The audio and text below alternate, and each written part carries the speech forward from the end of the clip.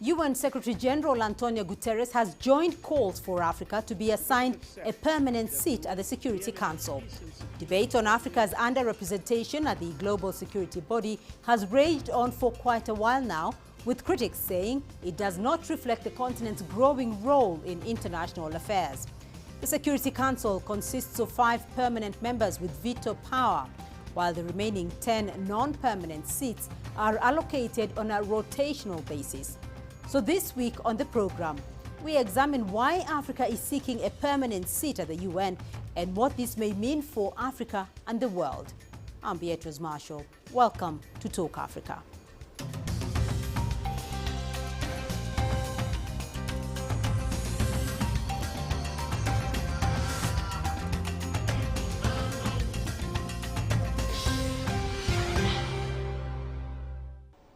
Well, the 79th UN General Assembly meeting is underway in New York, and some member states have declared support for Africa having a permanent seat on the UN Security Council. Before we begin our discussion, we cross over to my colleague John Terrett to bring us the latest on this. Thanks for joining us, John. Let's start with the remarks by U.S. Ambassador Linda Thomas-Greenfield at the Council on Foreign Relations on the future of multilateralism and UN reform. What are some of the highlights of her speech and what stands out for you?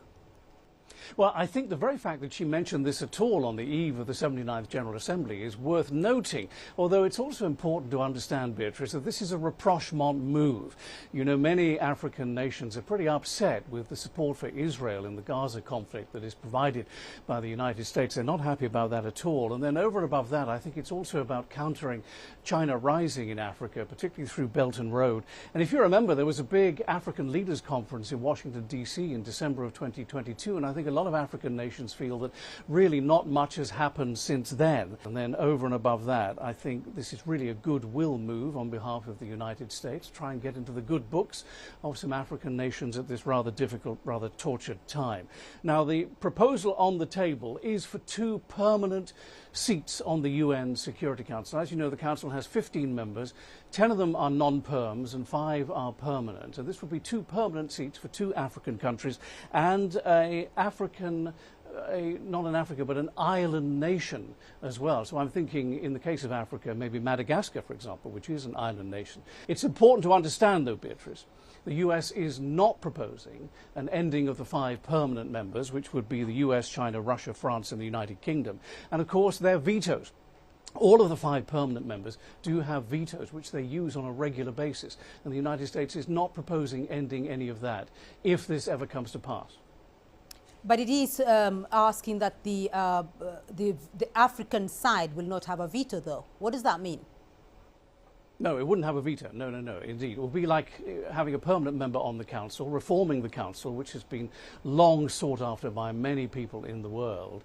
But instead of having a veto which can be wielded by the 5 existing permanent members to block any legislation going through, any resolution that they disagree with or they don't like, the African nations, if they end up being appointed to the Council, would not have that ability. So, you know, this would be a very different kind of Security Council going forward. And how has this US-led initiative, though, been received, particularly from the African side out there in New York? What do you hear the African delegation saying?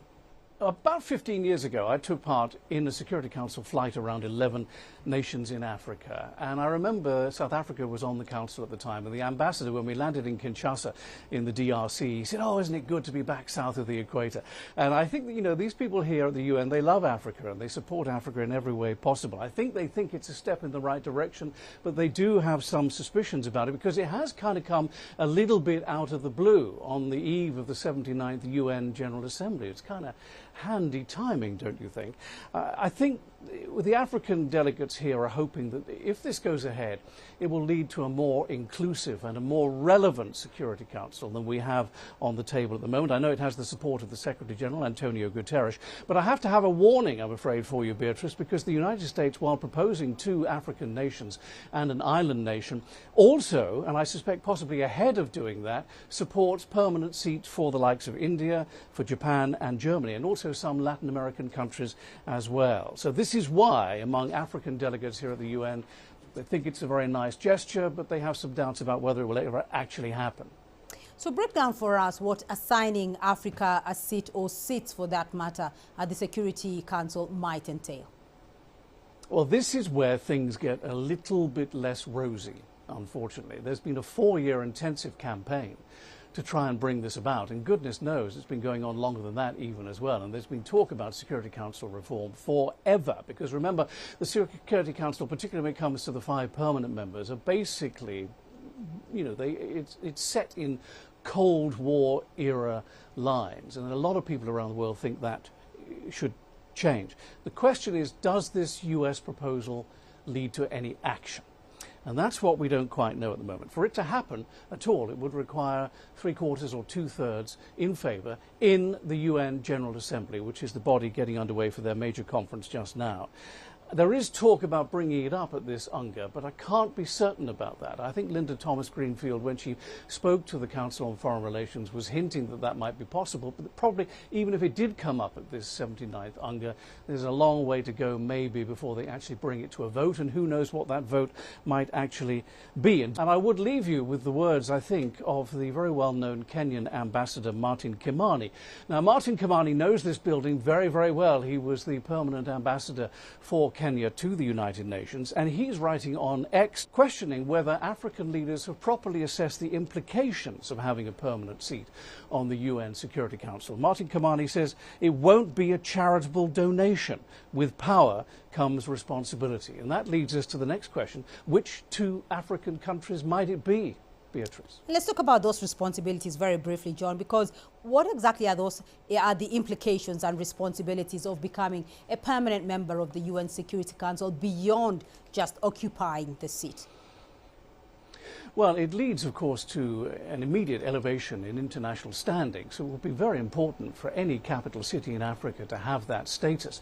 But I think what Martin Kimani is referring to is the fact that, you know, everybody wants to have a seat on the Security Council, but when it actually comes down to it, when you're actually faced with the crises in the world that we face today, such as Ukraine, the Gaza situation, and most importantly, climate change, you know, in some ways you have to leave behind your sort of national aspirations and your national norms and look to the greater good of the international community. And that, I think, is something that people probably don't think about until they get here and they're faced with the realities of dealing with these most difficult international conundrums.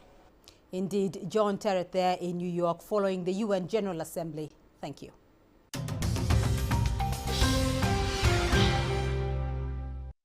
And joining me now to unpack Africa's quest for a permanent seat at the UN are from Toronto, Ovigwe Egwegu, policy analyst at Development Reimagined, and joining us from Kampala in Uganda, Joseph Ochieno, African Affairs and Development expert. Gentlemen, welcome to the program, and thank you very much for joining us in this discussion.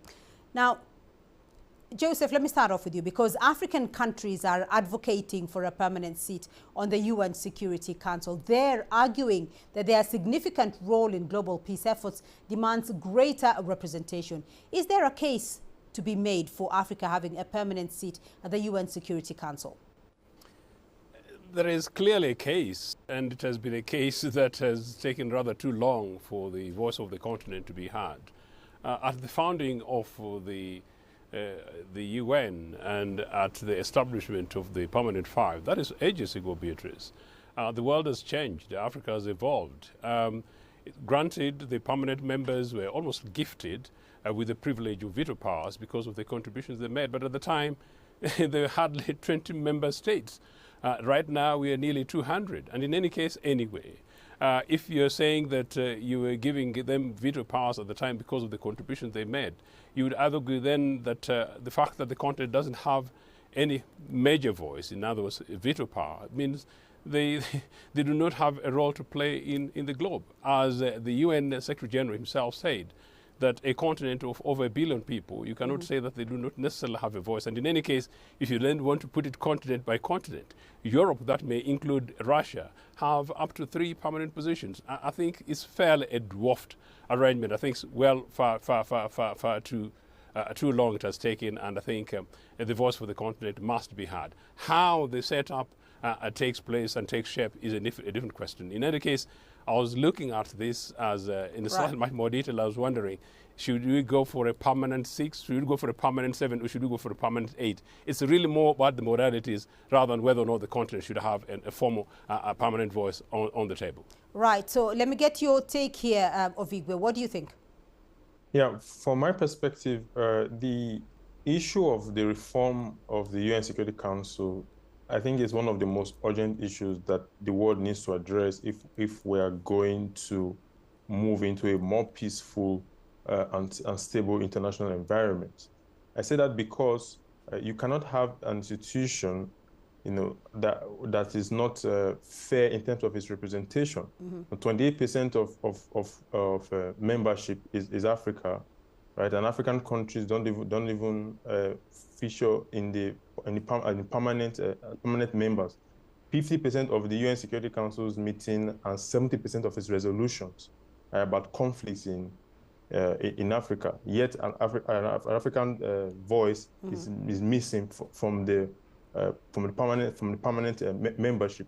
So if you look at all of that, for instance, it gives you a sense of a lack of a voice in an institution that seeks to serve a particular segment of the world, and also the way and the strategy rather and focus of the UN Security Council is something that Africa is keen to change as well.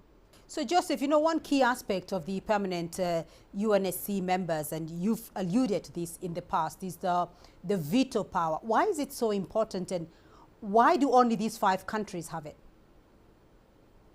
As I said, it was a rather cheeky gift to most of these members. And I think when we look back now, you wonder why it should actually be as privileged as that. In any case, part of the conversation that has been taking place more recently is the US trying to persuade Africa that we should have 2 permanent positions, but without veto power. So then, what is it then? No, it is simply because these, rather, if you look at it from a contemporary perspective, rather undemocratic in terms of representation of global political issues, that you have the power to say no, regardless of what the rest of the world says. So actually, 5 countries, the global powers granted, 5 countries taking a position. In some cases, sometimes some of these positions are very, very selfish, limited positions. And you say that, look, unless one of you say yes or no, and it's rather if one of you say no, the world cannot move. I think it's rather a cake, and that's why I'm saying that I think it's rather urgent that we have a slightly much more representative position if we want to retain that. But in any case, I think, Beatrice, you're right,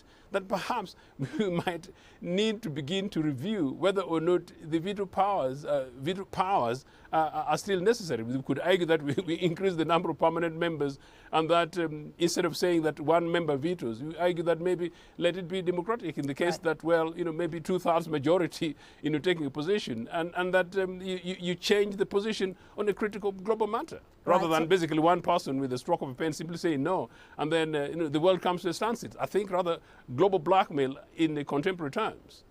Ovigwe, let me take a step back. We want to take a step back here and look at the impact of this lack of representation at the UNSC for Africa. How exactly has Africa's lack of a permanent seat impacted Africa or its ability to influence the decisions of a global interest or African interests? Well, yeah, a very good example of that would be during the NATO's intervention, or rather the processes that led to NATO's intervention in Libya. And the African position was no foreign interference in Libya. The so-called Africa solutions to Africa problem. That was the approach the African Union wanted to take in Libya. Then we had some countries go to the Western countries go to the UN Security Council, try to force through their own view of the situation and trying to get an intervention. Imagine an African permanent member, being in the UN Security Council. Of course, the outcome of the processes that took place in the United Nations would be very different, right? The African voice would have been stronger, more robust, and perhaps we would not have had the intervention by NATO, which has led to so many problems in Libya today. because the African position was very clear at the AU level. No foreign interference in Libya. Africa can deal with this problem. But of course, beyond even just a case like Libya, the overall approach that the United Nations Security Council takes to conflict prevention is from the African perspective, lacking in robustness. Africa wants a case where we begin to see underdevelopment and poverty as a way or means for conflict prevention. If people are developed, if they have no poverty, the likelihood of the kind of wars and strife and conflict we're seeing will be so much better. So, if we include that into how the United Nations Security Council sees conflict prevention, that would lead to more robust action around the world to deal with issues of underdevelopment and poverty. Right, gentlemen, we're going to take a short break now. We will continue with that discussion. When we come back, we will look at what occupying a permanent seat at the Security Council may mean for Africa and the world. Stay with us.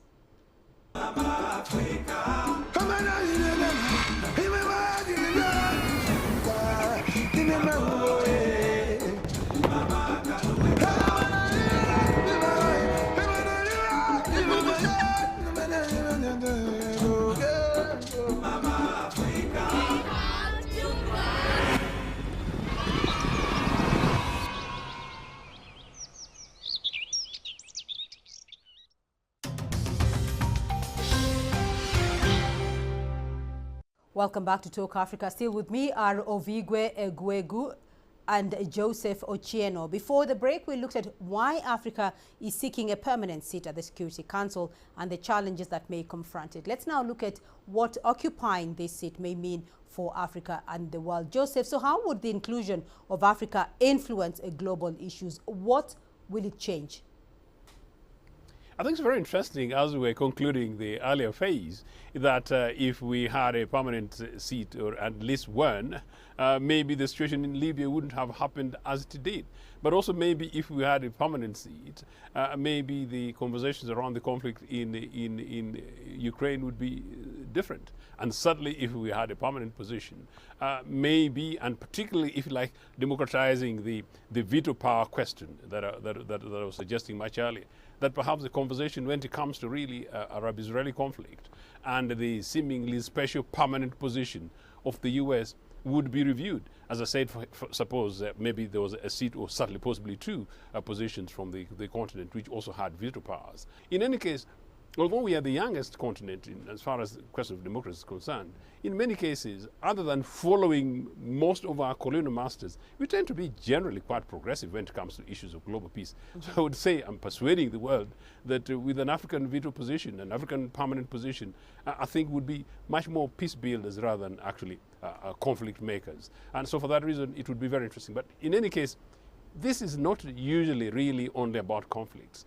We've had issues, the climate change, issues of the environment, issues of review of the broader global power positions, for which the UN continues to be a critical player. And in any case, the conversations behind the rooms where you talk about maybe the future of an entire continent are discussed by, closed doors, either by a Security Council, but in any case, when it comes to critical matters, perhaps something to do with agriculture or the environment, that Africa doesn't have a say in which either a tick or a yay would mean something that fundamentally impacts on our people. All right. So, Ovigwe, I want to get your view here, because do you see this, a permanent seat at the UNSC for Africa, do you see this altering or having any impact at all in the balance of global power? Because in 2023, the African Union became a permanent member of the G20. What exactly changed there 1 year on? What has been achieved? Yeah, the African Union did get invited to be a member of the G20 under India's presidency, and that was a significant development in Africa's quest for a more forceful and impactful role in global governance, right? And Africa has several points it wants to put forward, our proposals want to put forward in terms of G20, global economic governance going forward, things around taxation, illicit financial flows, debt restructuring. There are so many issues on that front. Well, from a security perspective, the new and emerging issues like AI and military application of artificial intelligence.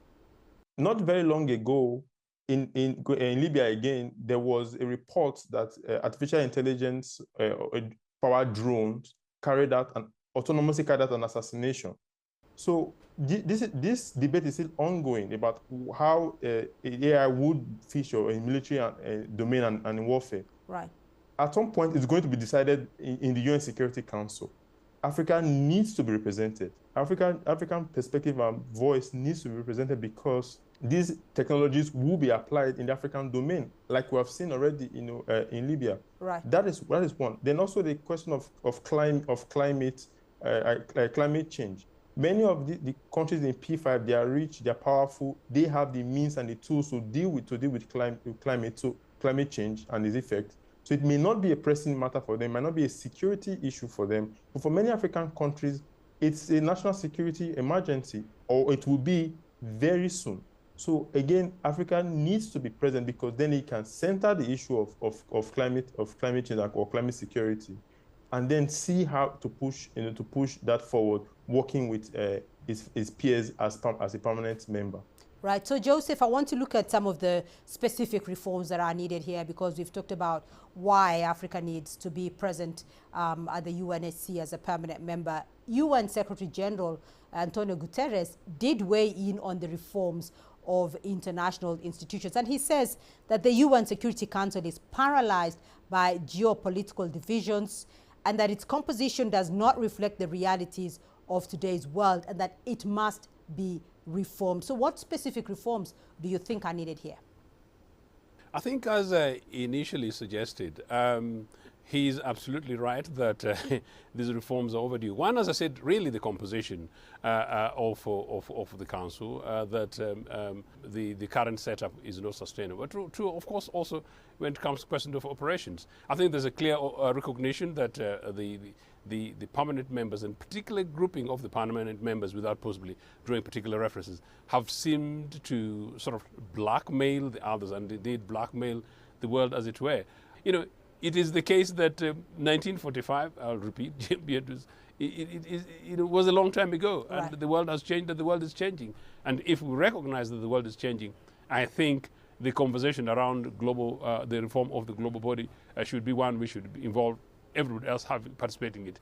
Of course, it's not unlikely that classroom issues will take place. Classroom conversations or debates will take place in Nairobi, Kampala, or perhaps somewhere in Delhi. But quite clearly, African countries at the highest level, indeed the African Union and regional bodies across the world should participate in looking through this organization and concede that it is no longer serving the purpose for which it was originally set. It may be possible that the world conflicts in the world might be mitigated in certain ways, and perhaps peace may also be achieved through a different process, because at the moment I think some global powers continue to present themselves with some semblance of entitlement, and I think this cannot be sustained. So I want to look at that debate very briefly, Ovigwe. Do you see much challenge to Africa achieving a permanent seat at the UNSC?